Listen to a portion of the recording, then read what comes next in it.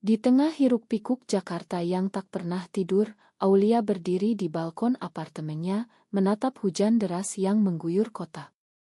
Tiba-tiba, telepon berdering, dan suara ibunya yang panik memecah keheningan. "Aulia, apa yang kamu lakukan? Ada orang yang melihatmu berciuman dengan Rina di taman." Jantung Aulia berdegup kencang, dunia seolah runtuh di hadapannya, karena rahasia yang selama ini disembunyikannya kini terbongkar, mengancam segala yang ia miliki. Aulia adalah seorang mahasiswi berusia 22 tahun di Universitas Indonesia, jurusan psikologi. Ia tumbuh di keluarga konservatif di pinggiran Jakarta, di mana ayahnya, seorang pegawai negeri sipil, selalu menekankan nilai-nilai tradisional dan agama. Ibu Aulia, seorang guru SD, adalah sosok yang lembut tapi tegas dalam menjaga reputasi keluarga. Sejak kecil, Aulia diajarkan bahwa pernikahan adalah antara pria dan wanita, dan segala bentuk penyimpangan adalah dosa besar.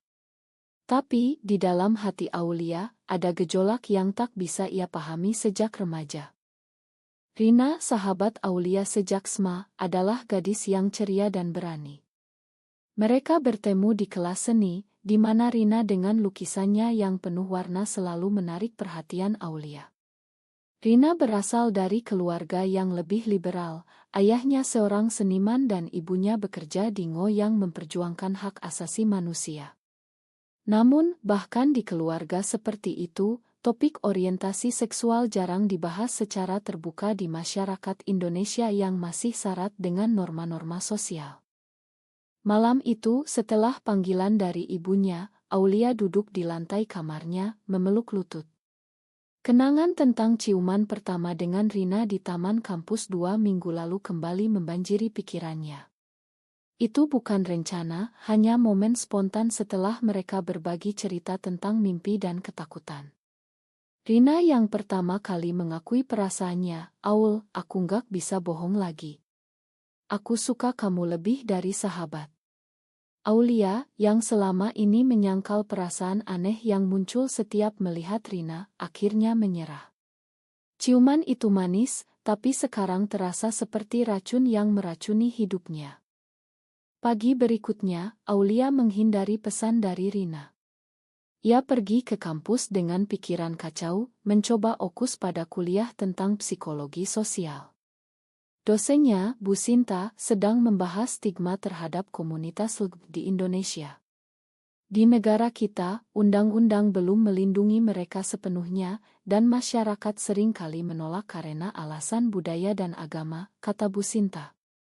Aulia merasa seperti ditusuk karena ia tahu ia bagian dari kelompok itu, tapi tak berani mengakui. Di kantin, Rina menyusulnya. "Kenapa kamu gak balas pesanku?" "Ada apa?" tanya Rina dengan mata cemas.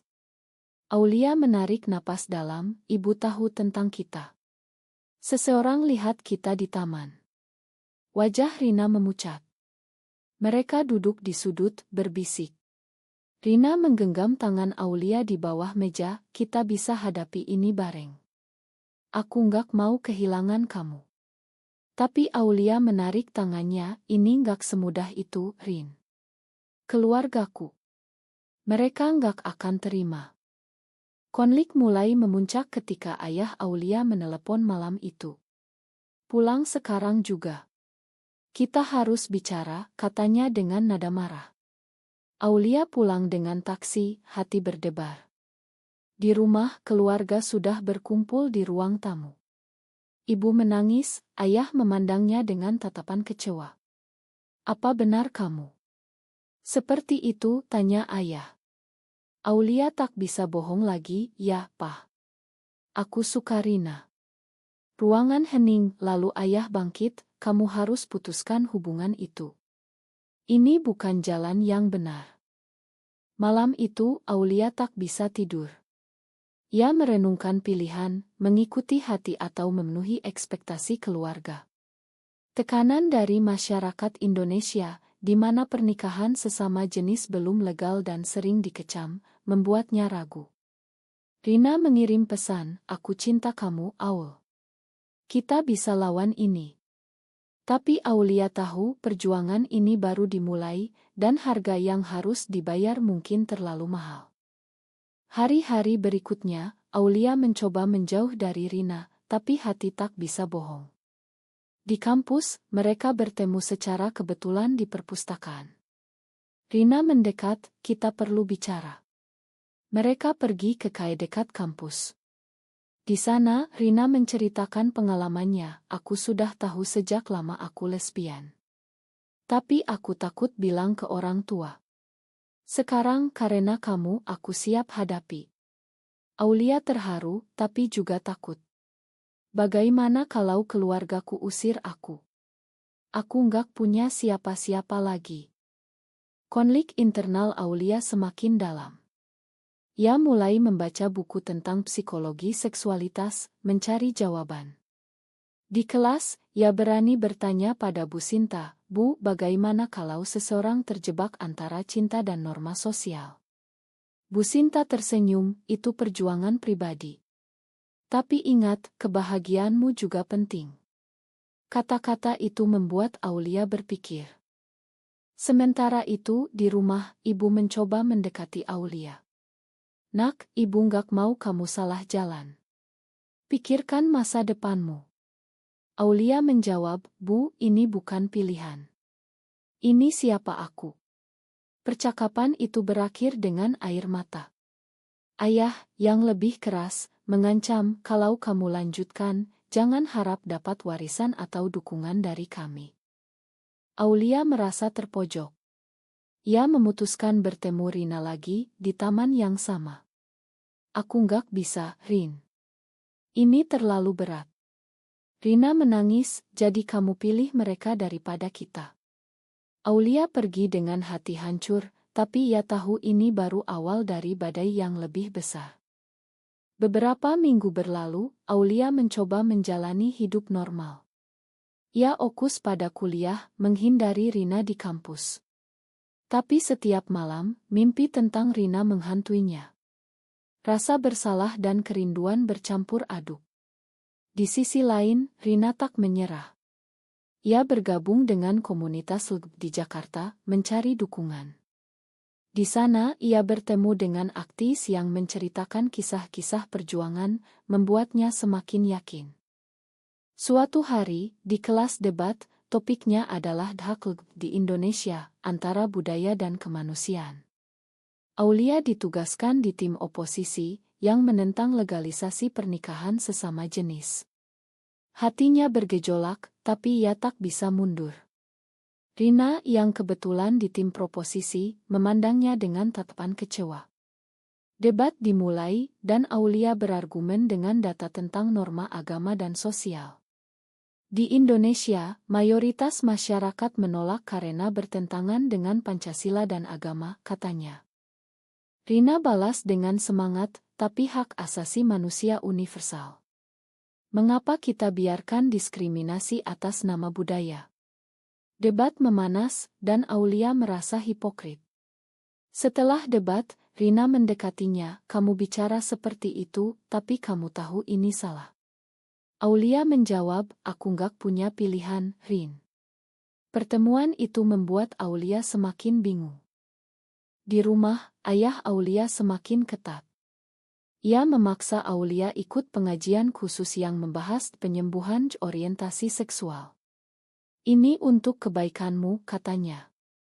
Aulia pergi dengan enggan mendengar ceramah tentang dosa dan pertobatan. Di sana ia bertemu orang-orang dengan cerita serupa, tapi kebanyakan tertekan. Salah satu peserta, seorang wanita bernama Maya, berbisik padanya, jangan percaya ini. Ini hanya cuci otak. Konflik memuncak ketika ayah Aulia menemukan pesan lama dari Rina di ponselnya. Kamu masih hubungi dia, bentak ayah. Aulia diam, dan ayah marah besar, mulai sekarang kamu nggak boleh keluar rumah kecuali kuliah. Aulia merasa seperti tahanan, kebebasannya dirampas. Ibu mencoba menengahi, tapi ayah tak bergeming. Rina yang tak tahan lagi, datang ke rumah Aulia. Ia menunggu di depan pagar, dan ketika Aulia pulang, mereka bicara singkat. aku gabung komunitas. Mereka bisa bantu kita, kata Rina. Aulia ragu, tapi resikonya besar. Kalau ketahuan, bisa diusir dari masyarakat. Rina memegang tangannya, lebih baik bebas daripada hidup bohong. Malam itu, Aulia memutuskan untuk diam-diam bertemu dengan komunitas itu. Di sebuah kaya tersembunyi di Jakarta Selatan, ia bertemu orang-orang seperti dirinya. Mereka berbagi cerita tentang penolakan keluarga, diskriminasi di tempat kerja, dan perjuangan hukum. Seorang akti senior, Pak Budi, berkata, di Indonesia, kita masih jauh dari kesetaraan, tapi perubahan dimulai dari individu. Pengalaman itu membuka mata Aulia. Ia mulai mempertanyakan keyakinannya sendiri. Apakah cinta ini salah? Atau masyarakat yang terlalu kaku?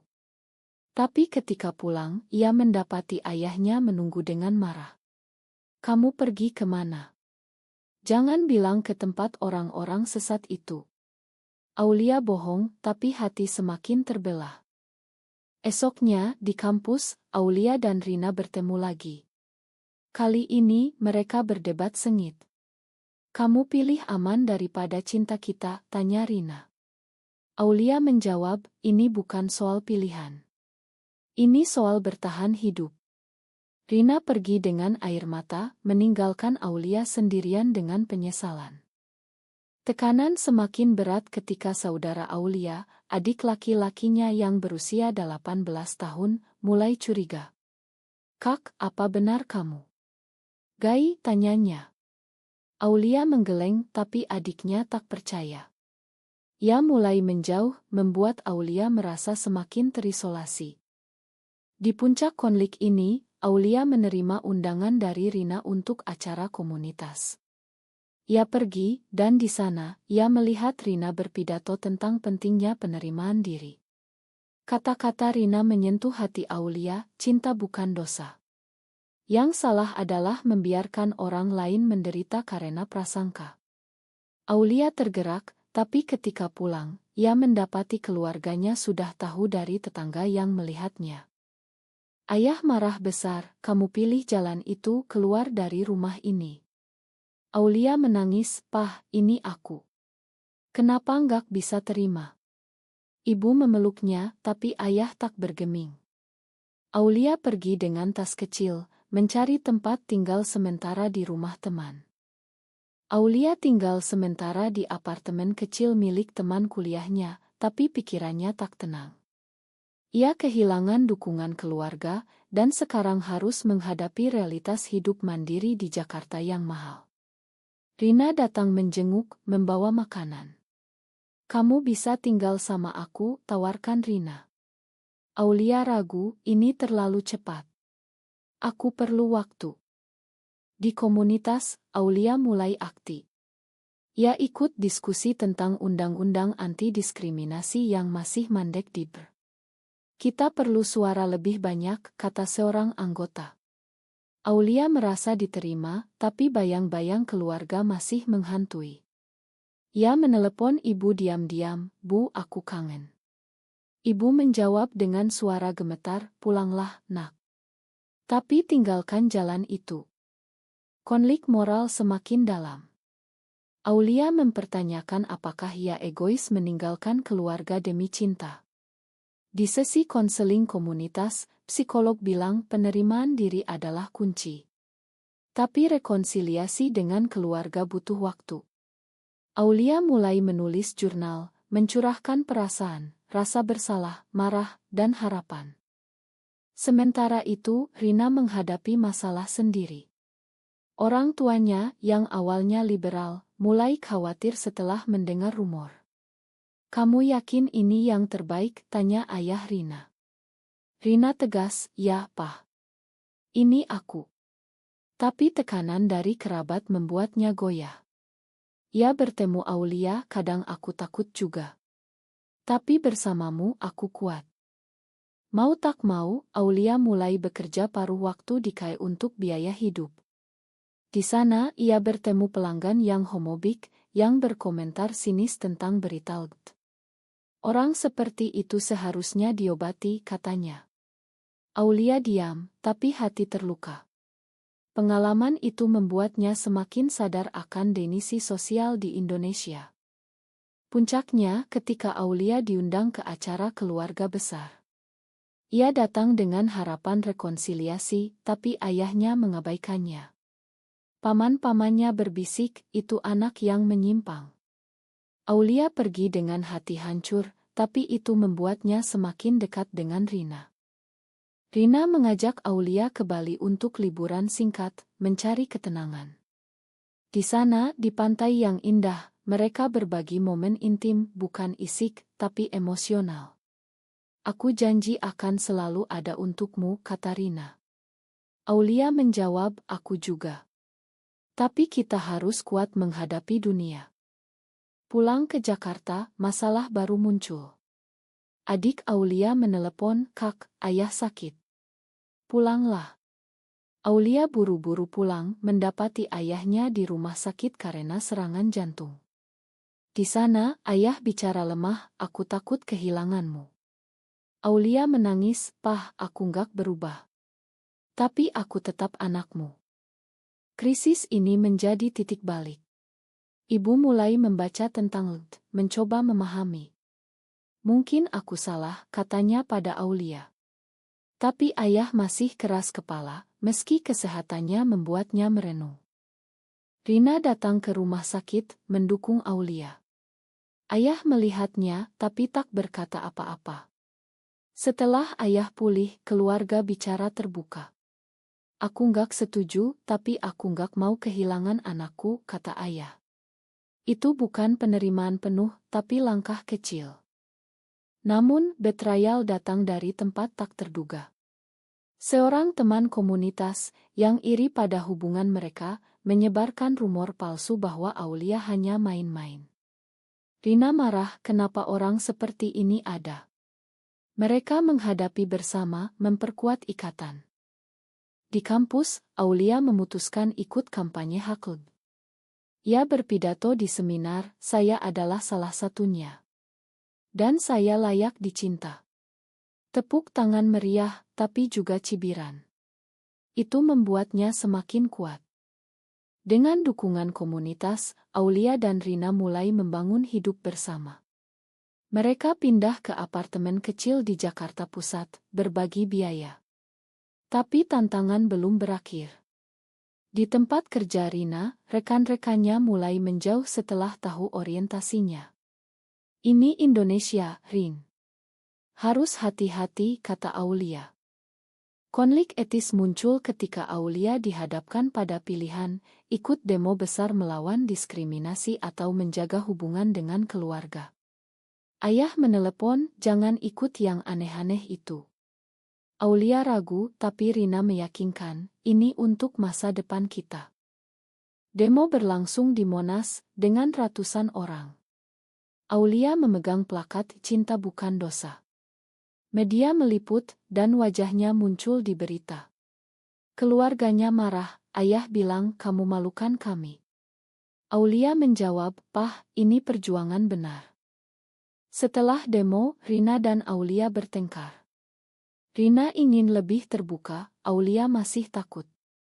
Kamu masih malu sama aku, tanya Rina. Aulia menangis, bukan gitu. Aku takut kehilangan semuanya. Pertengkaran itu membuat mereka berpisah sementara. Aulia kembali ke rumah keluarga, mencari nasihat.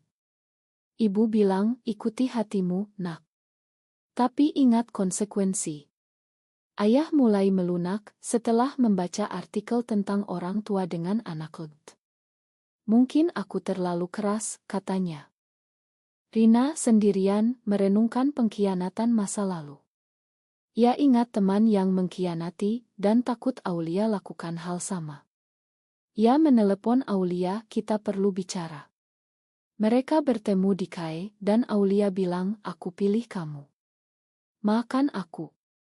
Hubungan mereka semakin kuat, tapi masyarakat masih menekan. Di media sosial, Aulia dapat ancaman dari akun anonim. Hati-hati, orang seperti kamu gak aman di sini. Itu membuat mereka waspada.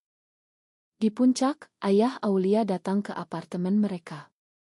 "Aku mau bicara," katanya. Di sana ia bertemu Rina. Percakapan alot, ayah bilang, "Aku nggak paham, tapi aku lihat kamu bahagia." Itu momen emosional, meski bukan persetujuan penuh. Namun, damage sudah terjadi. Adik Aulia mulai dibully di sekolah karena kakaknya. "Kak, ini gara-gara kamu," katanya. Aulia merasa bersalah, mempertanyakan pilihan. Rina mendukung, "Kita bisa bantu adikmu." Mereka ajak adik bicara, menjelaskan bahwa cinta tak salah. Adik mulai mengerti, menjadi sekutu. Konflik terakhir muncul ketika Rina ditawari pekerjaan di luar negeri. "Ini kesempatan, tapi aku nggak mau tinggalkan kamu," katanya. Aulia bilang, "Pergi saja. Kita bisa LDR." Tapi hati berat. Akhirnya, Rina memutuskan tinggal. Sebelum pergi, mereka habiskan waktu bersama di Bandung, menikmati alam. "Janji tunggu aku," kata Rina. Aulia mengangguk, "Selamanya." Dengan Rina pergi, Aulia fokus pada karir dan aktivisme. Ia lulus kuliah dengan tesis tentang psikologi di Indonesia. Keluarganya hadir di wisuda, ayah memeluknya, "Aku bangga, meski nggak setuju semuanya." Waktu berlalu, Rina kembali setelah setahun. Mereka bertemu lagi, cinta masih sama. Tapi pengalaman membuat mereka lebih bijak. "Kita sudah bayar harga mahal," kata Aulia. Di akhir, Aulia merenungkan perjalanan, dari penyangkalan ke penerimaan. Ia menulis buku tentang kisahnya, menginspirasi orang lain. Apakah benar bahwa cinta sesama jenis selalu membawa kehancuran, atau justru masyarakat yang perlu berubah?